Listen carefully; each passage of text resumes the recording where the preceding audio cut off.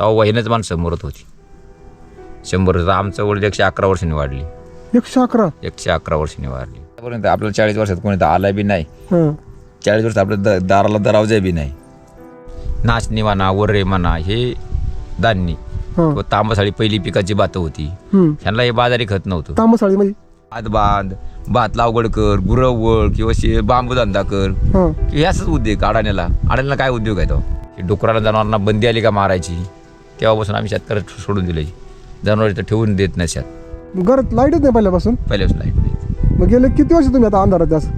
आत्ता बघा म्हणजे 78 पासून आम्ही अंधारात असते. कोण शेजार नाही किंवा एकटं राहायचं किंवा हे जातं कोण सोबत नाहीत, मग सवयच लागून गेली त्याला. त्याच्यामुळे काय वाटत नाही. आता 4-2 घरं असतील ना, लाईट मिळायची. एका घराला कोण लाईट खर्च करतो एवढा? कसं आहे की तरी 5-6-6-7 पोरं लागतील इथून वर. हा बरोबर. मग कोण एवढा खर्च करतो? मतदान 2.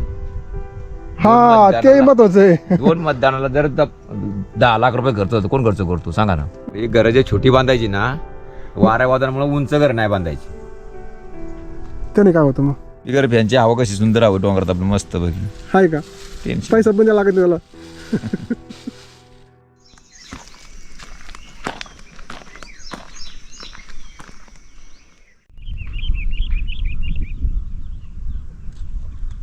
मंडळी नमस्कार. पुन्हा एक नवीन सकाळ, नवीन दिवस आणि नवीन आनंद शोधायला निघाला हा वाटसरू. मी मिलिंद भोसले आणि तुम्ही पाहताय महाराष्ट्रामधील सर्वात लोकप्रिय यूट्यूब चॅनल मी वाटसरू. ज्या गोष्टींची मोजदाद करता येते, ज्या गोष्टी मोजता येतात, त्या गोष्टी गोळा करण्यात माणूस आपलं अख्खं आयुष्य वाया घालवतं. उदाहरणार्थ पैसा, बंगला, जमीन, जुमला, ह्या ज्या गोष्टी आहेत ना, ह्या मोजता येणाऱ्या गोष्टी आहेत. सुख, समाधान, आनंद, शांती ह्यांची कुठेही मोजदाद करता येत नाही. पण या गोष्टीचं कुणालाही काही पडलं नाही.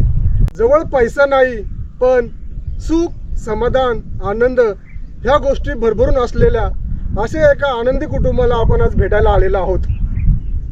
त्या कुटुंबाकडनं बरंच काही शिकण्यासारखं आहे. त्यांच्याकडं मोजदाद करायला काहीच नाही. न बंगला, न गाडी, न पैसा, न हक्काचं चांगलं व्यवस्थित घर.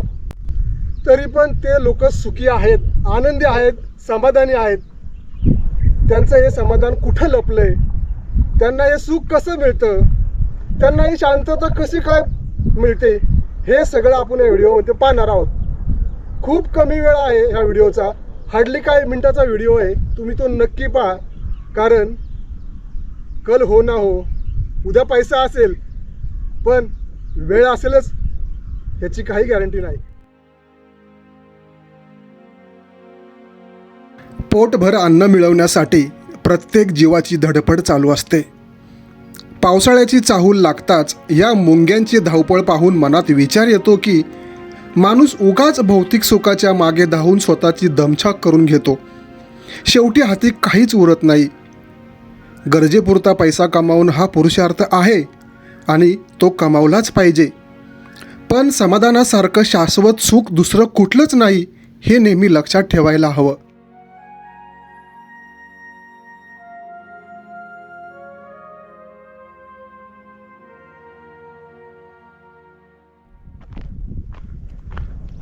डोंगराच्या कुशीमध्ये लपलेली ही 2 घरं आणि माणसं राहायला आहेत फक्त 2च. कारण मुलं बाळा गेली कामानिमित्त बाहेर आणि घरं अशी रिकामी झाली.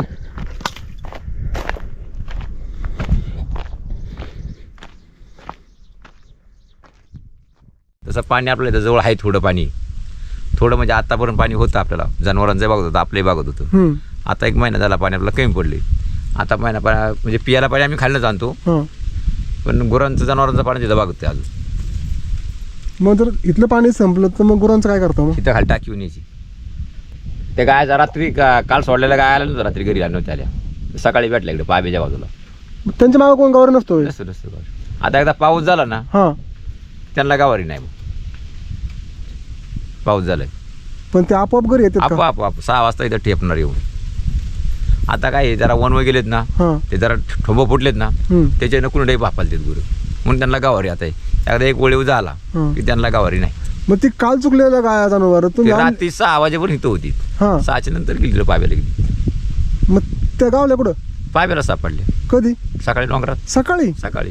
मग तेच मी म्हणतोय की रात्रभर ती गुरं हं. ती बारकी वासरं रानात असते तर मग त्यांना असं वाघ बिगाचं काय वाघच नाही तर इथं कुठं कधी आला फिरत तरच. हां तसा काय आवर्जून वाघ इकडं नाहीच.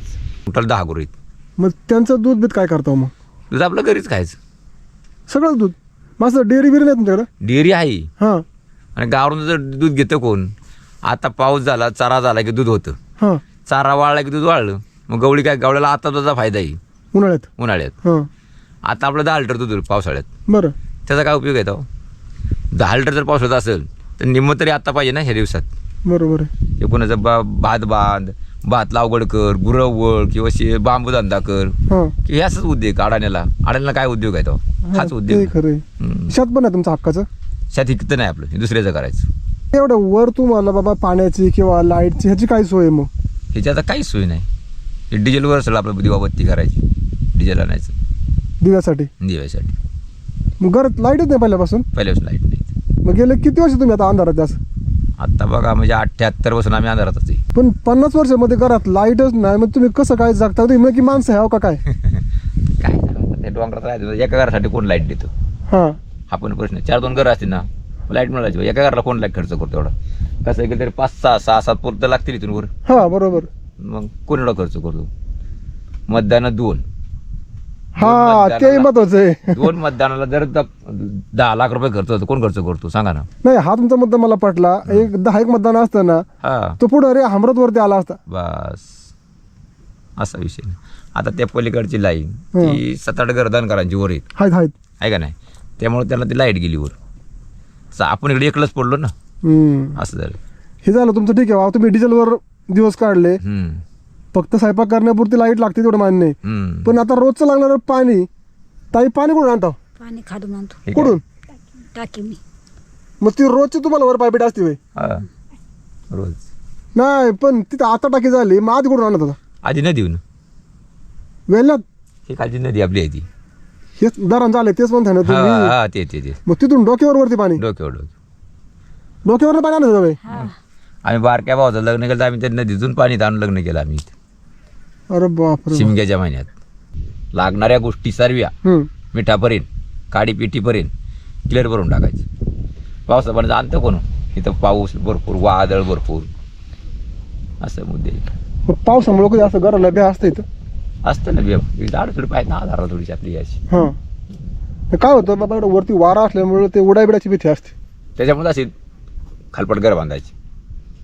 नाही मला कळलं याचं. म्हणजे घरं जे छोटी बांधायची ना वाऱ्या वादळामुळे उंच घर नाही बांधायची. त्याने काय होतं मग उंच घर असले वारं घुसत ना. हां हां अशी बारकी घर असली ना हां ससा करून वारं घुसत नाही आतमध्ये. बरोबर मग त्याची उंचीच कमी ठेवायची. उंचीच कमी ठेवायची हाईट कमी ठेवायची. हां हां त्यामुळे जेणेकरून आता वारं जाऊ नये. वारा जाऊ नये. स्वतःचं जन्मगाव जमीन घरदार सोडून इतर रानात राहायला लागलं ते केवळ पोटासाठी. आपली रक्ताची माणसं देखील दूर ठेवावी लागली. असं झालं तर लांब पडायला लागलं म्हणून आलो आम्ही. हां मग तिकडे शादीत होतं तुमचं होते की मग ते आता पण करतो इथं. पडून आता मग असं नाही वाटत की बाबा आपल्या हक्काची जमीन काळी आई सोडून तुम्ही इकडं लोकांच्या इथं अहो तिथं जर समजा मेलं माणूस किंवा आजारी पडलं तर त्याला माणूस कोण आणायला येते. आजारी पडलं तर त्यासाठी आम्ही जवळ आलो बाजारपेठेजवळ. समजा इथं आजारी पडलो हां तर समजा नाही कोणाची गाडी मिळली तर हळूहळू पण तासावर आम्ही त्या बाजारात दवाखान्यात जाऊ पोचू शकतो. चालत का व्हायला आणि चांदरला जर आजारी पडलं तर ते दवाखान्यापर्यंत माणूस पोचणार नाही. तिकडे दवाखाना नाही. दवाखाना नाही. जवळ एक पैसा देखील नाही पण लाख मोलाचं असं निरोगी दीर्घायुष्य लाभलं आहे या रान माणसांना. दादांचे वडील तब्बल 111 वर्ष जगले. या लोकांची जीवनशैली ही निसर्गाशी निगडीत अशी होती. निसर्गाच्या हातात हात घालून जगत होती ही माणसं.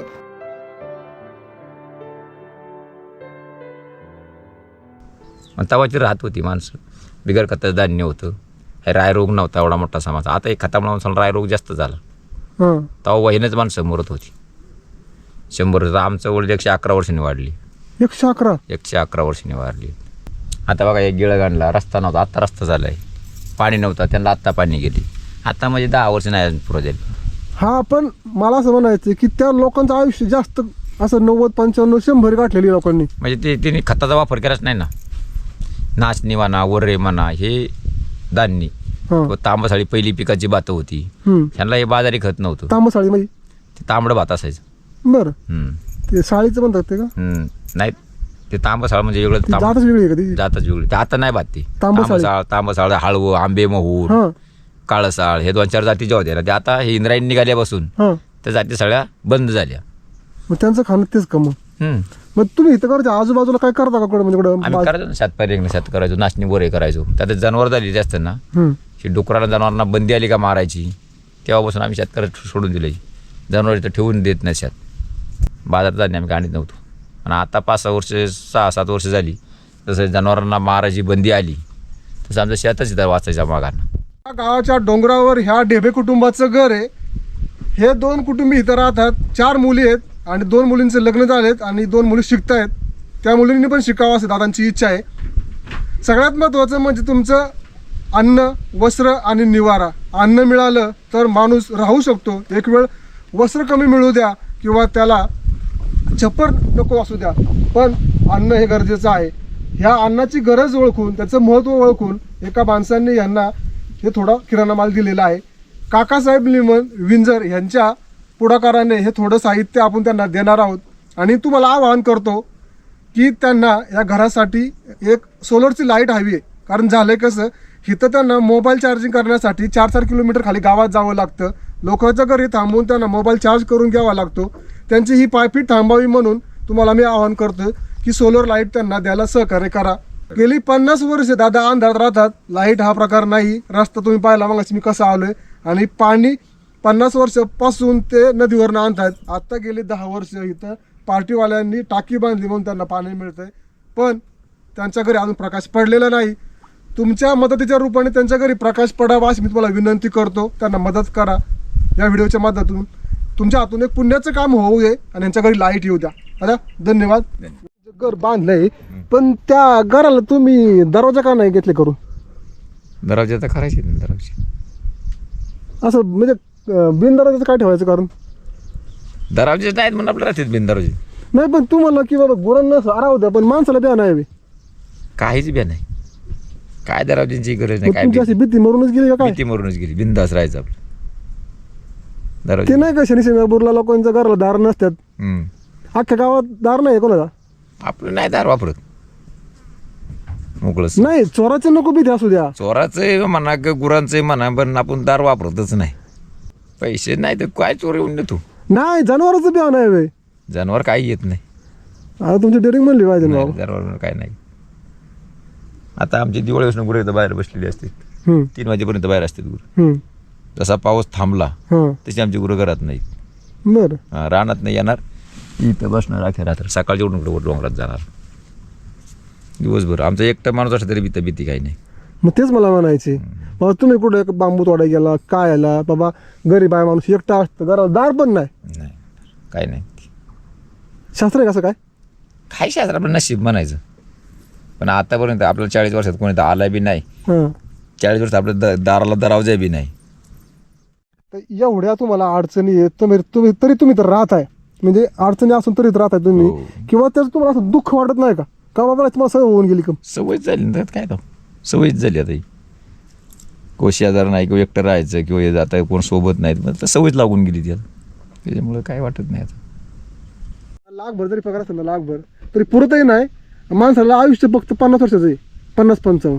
तुम्ही मला काय म्हणला, आमच्याकडे 100च्या पुढे आयुष्य आहे. हो, त्याच्या मोकळ्या हवेत राहिलं, चांगलं खाल्लं तरच मिळेल ना आयुष्य हे. बरोबर आहे. मग ते खरं तुम्ही म्हणताय ना 4 पैसे कमी आहेत, पण ही रान माणसं सुखी आहेत. बिगर फॅनची हवा कशी सुंदर हवं डोंगरात आपलं मस्त बघी. आहे का? टेन्शन पैसा पण द्यावा लागत नाही त्याला.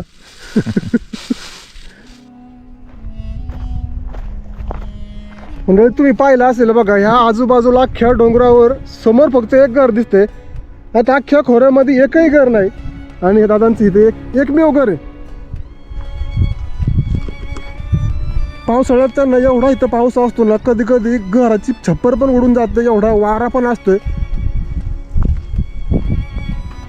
पण पर्याय नाही ना, कारण वाढवडिलांनी त्यांची जमीन घेतलेली इथं. आणि त्यांनी घर बांधलेलं आहे.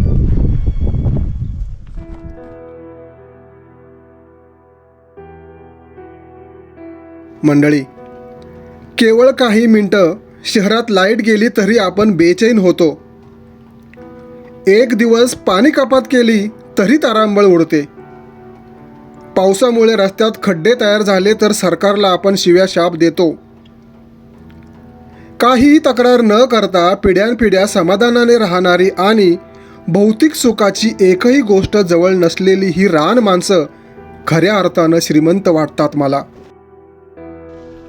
मंडळी, तुम्हाला हा आजचा व्हिडिओ कसा वाटला मला कमेंट करून नक्की सांगा.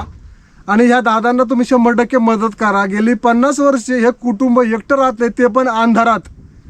तुमची एक मदत यांच्या आयुष्यात उजेड आणू शकतो. तो उजेड यांच्या आयुष्यात यावा असं मला अगदी मनापासून वाटतं. तुम्हाला विनंती करून हा व्हिडिओ संपवतो.